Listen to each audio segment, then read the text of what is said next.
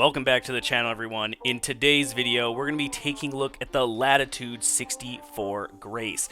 This is a distance driver that has quickly become extremely popular and is used with great success by the best FPO player in the game today in Kristin Tattar. But I want to see for myself, does the Grace live up to the hype?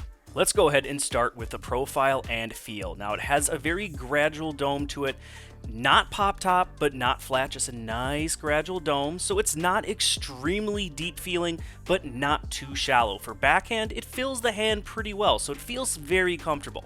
Not excellent, but it feels solid overall. And when it comes to forehand, because it's not pop topped, it doesn't feel too deep, so even though I can't get the perfect grip on it for forehand, it still feels extremely solid overall.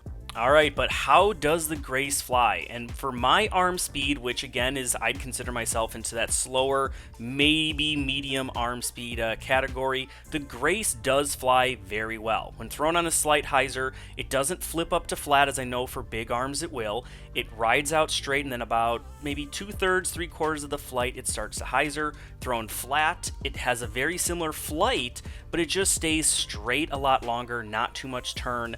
But if I throw it on slight anhyzer lines, both semi and steep anhyzer lines, I can get a little bit of turn out of the Grace to get just perfect, effortless flex shots. It has, again, good medium resistance to torque in the mid-flight, so you can get that turn, but then it also has really good late flight stability to it, so even when you do put a little bit of anhyzer on it and get that turn, it's still a disc that will fight its way out of it. As you can see, even on a really steep anhyzer like that on the forehand, it still managed to fight its way out, which makes the Grace very trustworthy on so many different lines, no matter if you're playing on wooded or open courses. So something about the Grace that really surprised me was the amount of glide it has. Yes, I know it says it's a glide 6, so it should have a lot of glide, but in a lot of those cases, because of my arm speed, I just don't notice those big differences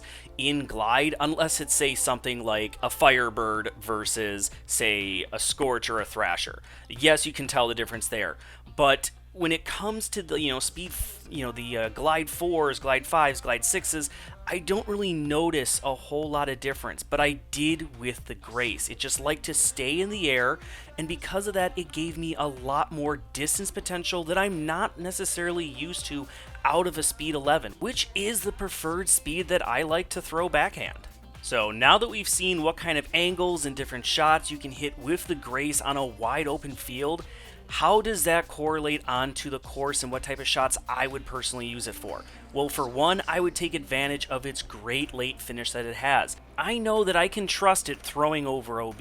I can throw it out wide and know that it's going to fight its way back. And with forehand, in the woods, I know I can shape the Grace to really mirror whatever the fairway is, and just again, wide open, throw it on a flex line, let it kind of hold the turn a little bit, and then fight its way back.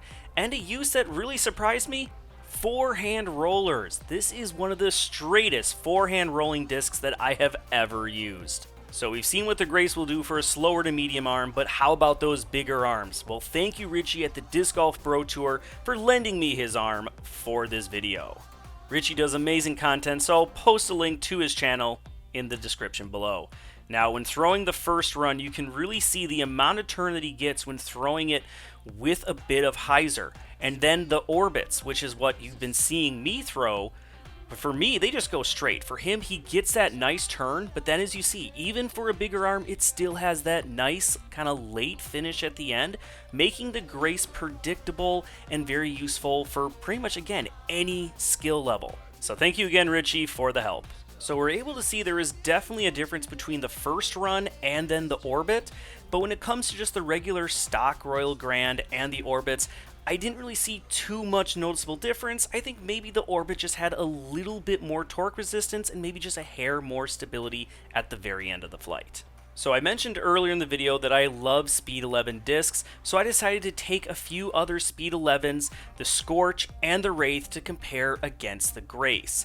And the Grace kind of fits in the middle between them. The Scorch definitely has the most turn, good glide like the Grace, but definitely the most turn and then the weakest of the fight back at the end.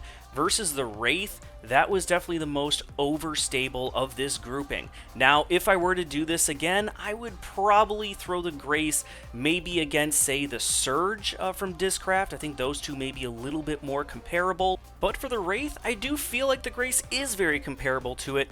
Just maybe next time I might not use such an overstable plastic for the Wraith. Maybe just try to use a regular stock run.